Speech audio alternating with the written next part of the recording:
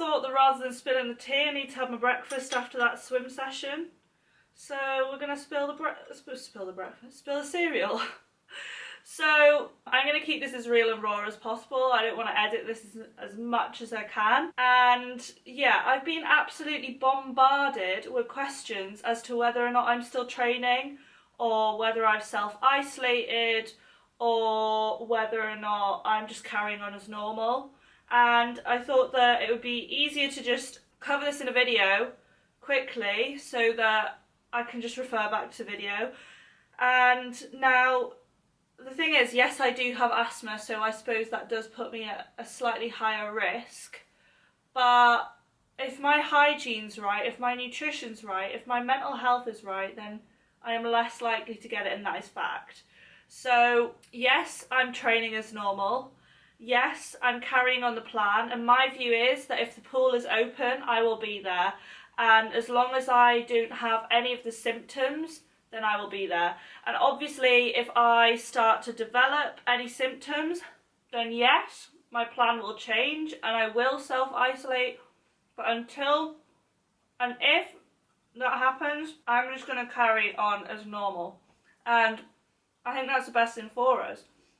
Now, the thing is, everybody is in this country is absolutely panicking. And yes, I do think it's for good reason, but at the end of the day, more people die from a car accident than coronavirus. Doesn't mean you're panicking every time you get in a car. I'm just going to put that out there.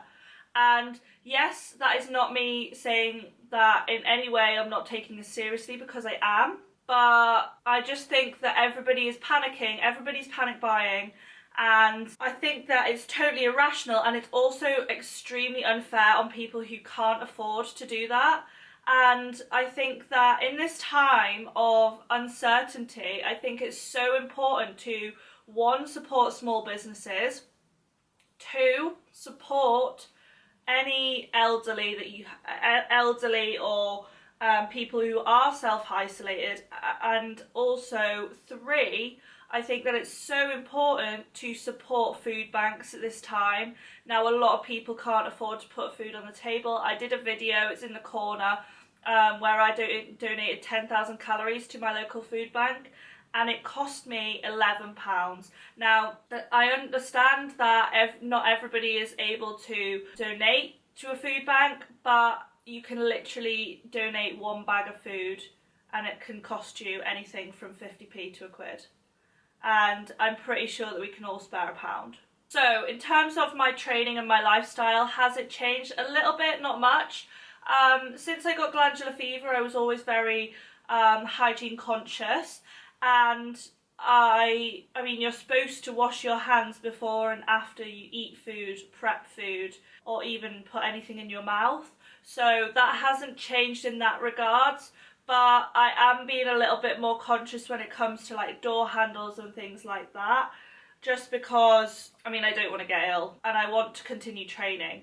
And the reason why I'm continuing to train is because I know for a fact that if my mental health decreases, then my immune system decreases along with that. And I don't want that to happen, because then obviously I'm more likely to not just get coronavirus, but I'm also more likely to get any disease. So I need to make sure that my mental health stays normal and it stays regular and it doesn't dip, because I know for a fact that if and when it does, my immune system does drop. And recently I've reduced my medication dosage, so obviously that does put me at a slightly more risk of dropping, but at the moment I do feel absolutely fine. So the thing that's important for me is to maintain a routine and to maintain doing the stuff that I love, to avoid that. And I know for a fact that if I start confining myself to my flat, that my mental health will drop, and I don't want that to happen at all. And I think that's probably more risky than getting a little virus. And yeah, I mean, the thing is, I'm fit, I'm healthy. Yes, I have asthma, but if I were to get it, I would get over it pretty quickly. And obviously, if I were to contract any of the symptoms, I would start to self-isolate. But because I don't have any of the symptoms, and I'm monitoring my resting heart rate as normal. I'm monitoring, this is going to sound grim, my stool as normal, because for me, the first place that I notice my immune system to dip is my digestive system. So as soon as my stool is abnormal, basically, I know my immune system's dropping. Much like my resting heart rate, if my resting heart rate starts to increase, then I know my immune system is starting to struggle, and both of those have been absolutely fine. I have no symptoms, touch wood. The pool, I mean, chlorine is the safest place. It's basically swimming in bleach, and it's just when you get out the pool and obviously the door handles and the change rooms and stuff like that. But I am making sure that I'm washing my hands immediately after coming home and stuff, and my flat is entirely clean. So I mean, yes, I'm taking precautions, but I wouldn't say I'm panicking, because I think that's the worst thing we can do. And if I start to panic, my immune system will naturally drop. And I think that's the same for everybody. And I also think that placebo is real. And if we start to convince ourselves that we're going to get it, then we're going to get it. So yes, I am taking it seriously. No, I'm not panicking. Obviously, I wish I was in the situation that I would be able to donate to a food bank, but just given the uncertainty and the fact that I'm probably gonna get no more teaching hours, because obviously I'm a swim teacher, it means my income's gonna incredibly drop.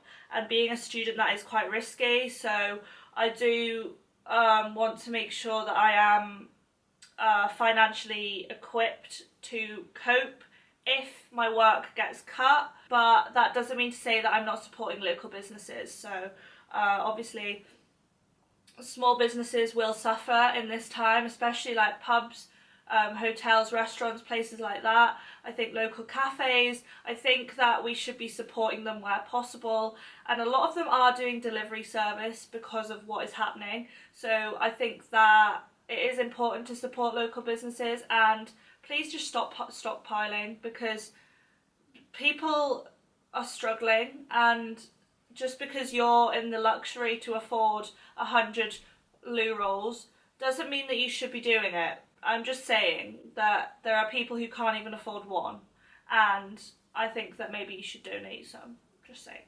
But yeah, I just wanted to put a video up just to clear the air, to say why I'm still training. Obviously the pool is pretty safe, and uni's been cancelled anyway, so the only place that I'm going is the pool and to Dan's gym and the post office, because I need to post something. But apart from that, like, I'm just staying on top of my hygiene like normal, staying on top of my nutrition like normal, staying on top of my training like normal, and staying on top of my mental health awareness, kind of stability, as normal. And I think that for anybody who's watching this, I don't expect it to get a lot of views. I'm not putting it up for the views, I'm just putting it up for the fact that people kind of need to hear this, and it doesn't mean we should pause our lives. And in the face of adversity, I think it's an amazing time to grow and flourish.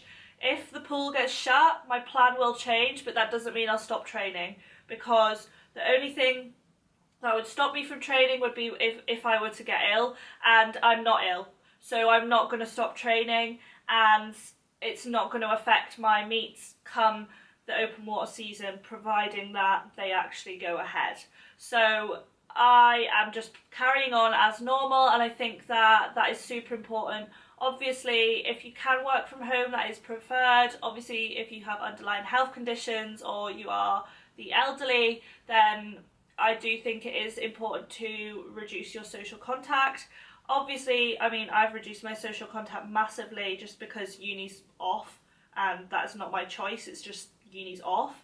But I do think that it is important to reduce your social contact if you are vulnerable to diseases, and that's any diseases, not just the dreaded C word, but that's the flu, that's anything. And if you get a flu jab and if you get it for free, then you're probably more high risk, and I think that obviously you should be taking precautions. But anyway, I just wanted to make it short and sweet. I'm probably not going to edit it that much. I hope you are all staying safe, and obviously now that you're more likely to be at home and bored, you can sit and go through my videos. But anyway, thank you so much for watching. If you enjoyed this video, please give this a thumbs up.